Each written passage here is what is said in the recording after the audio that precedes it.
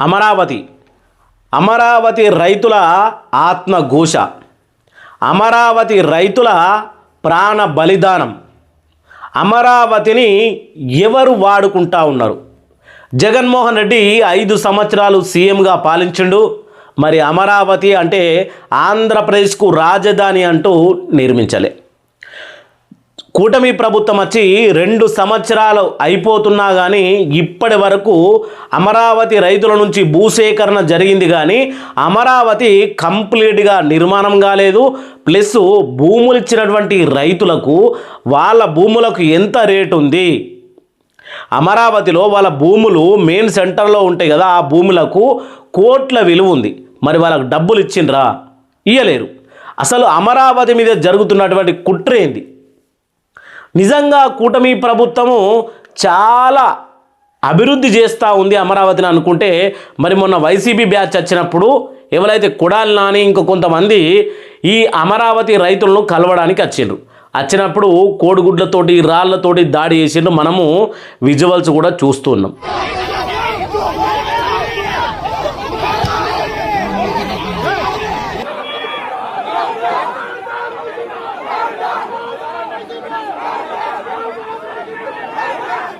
Already దాని గురించి చూసినాం. ఇప్పుడు ఏం జరుగుతూ ఉంది అంటే ఒక చిన్న చాంపిల్ మాత్రం చూద్దాం. తర్వాత అమరావతి గురించి ఎవరు వ్యతిరేకం, అమరావతికి ఎక్కువగా నష్టం చేసింది ఎవరు అనేది మీరైతే కామెంట్ చేయాలి. వీడియోను ఐప్ బటన్ ప్లీజ్. అమరావతి రైతులు ఆంధ్రప్రదేశ్ 5 కోట్లన్నర ప్రజలందరికీ చెప్తా ఉన్నా, ఈ ఐప్ బటన్ అనేది ప్రెస్ చేయరు. ఈ వీడియో అందరికీ వెళ్తుంది. నేను ఒక జర్నలిస్టుగా వైసీపీ వైపు కాదు, ప్లస్ కూటమి వైపు కాదు, అమరావతికి భూములు ఇచ్చినటువంటి రైతుల వైపున మాట్లాడుతూ ఉన్నా. ఈరోజు కళ్ళ ముందే పంటల ధ్వంసం, ఆగిన రాజధాని రైతు గుండె, భూమిని అమ్ముకోనికపోవడంతో అన్నదాత హఠాత్ మరణం. ఇతని పేరు కూడా ఒకసారి తెలుసుకుందాం మనము.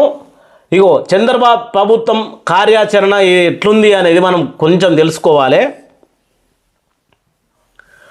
ప్రభుత్వం చర్యల కారణంగానే రాజధాని ప్రాంతమైనటువంటి అమరావతిలో సోమవారం ఓ రైతు గుండె ఆగింది.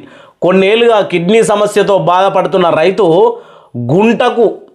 గుంటక పద్మనాభరెడ్డి 58 సంవత్సరాలు. తనకు భూమి అమ్ముకొని వైద్యం చేయించుకుందామంటే ప్రభుత్వం అడ్డంకులు పెట్టింది. దీంతో సరైన వైద్య సేవలు అందక పద్మనాభరెడ్డి ప్రాణాలు కోల్పోయారు. వివరాల్లోకి వెళ్తే గుంటూరు జిల్లా తాడపల్లి మండలం ఊడవల్లి గ్రామానికి చెందిన రైతు గుంటక పద్మనాభరెడ్డి 4 ఏళ్లుగా కిడ్నీ సమస్యతో బాధపడతా ఉన్నాడు. ఆయనకు అమరావతిలో భూమి ఉంది. ఆ భూమిని అమ్ముకుందామనంటే ప్రభుత్వము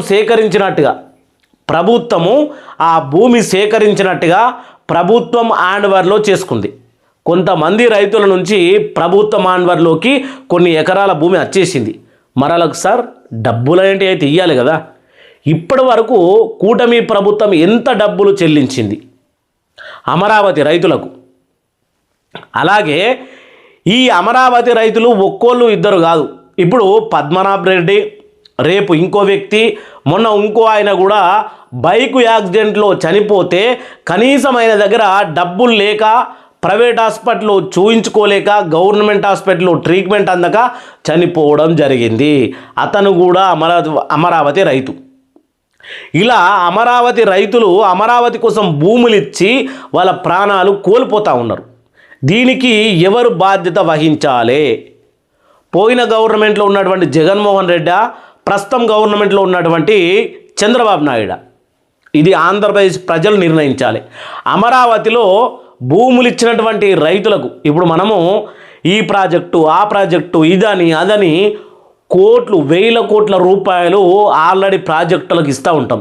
మరి అమరావతి రైతులు సొంత భూములు ఇచ్చిన పాపానికి ఇప్పుడు ఒక ఆయన బిడ్డ పెళ్లి చేసుకోవాలని అమరావతికి నేను భూమి ఇస్తే అది నా బిడ్డకు, నాకు, మన ఆంధ్రప్రదేశ్కు భవిష్యత్తు ఉంటుందని భూమి ఇచ్చిండు.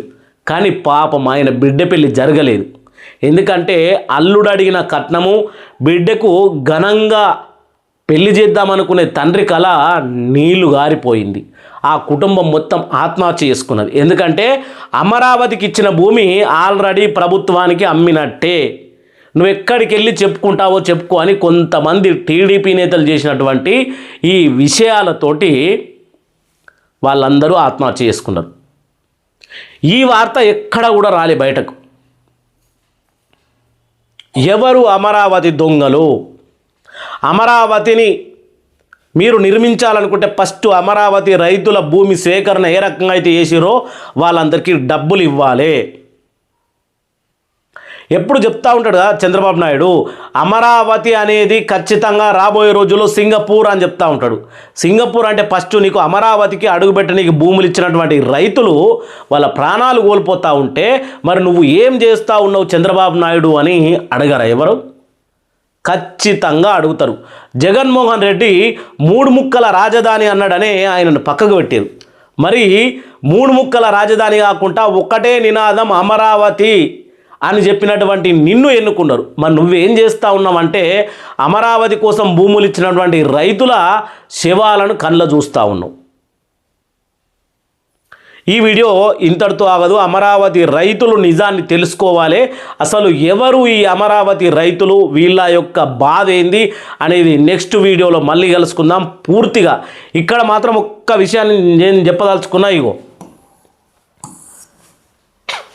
పొలాల్లో వందలాది మంది పోలీసులను దించి అక్కడికక్కడ పొలాల్లో పనులను చేసుకుంటున్న రైతు కుటుంబాలను బయటకు ఈడు చేసి దౌర్జన్యంగా పంటలను ధ్వంసం చేయడంతో పాటు భూమిని చదును చేసి రోడ్లు వేశారు. ఈ ఘటనతో పద్మనాభ్ రెడ్డి తీవ్రంగా మనస్తాపం చెందాడు. తోటి రైతులను ఫోన్లు చేసిన కళ్ళ ముందే పొలాల్లో నుంచి రైతులు బలవంతంగా ఈడ్చేశారు. రేపు మన పరిస్థితి ఏంటి, ఇదే విధంగా ఉంటుందా అని భయమేస్తుంది అని, ఇతని ఆస్తి ఉండి కూడా వైద్యం చేయించుకోలేకపోతా ఉన్నారని, పిల్లలకు ఇస్తానన్నది కూడా ఇవ్వలేకపోతున్నానని, ఇంత తల వంచుకుంటే మనందరి పరిస్థితి ఏమిటో అర్థం కావడం లేదు అని ఆయన వాపోయినట్లు పలువురు రైతులు చెప్తా ఉన్నారు.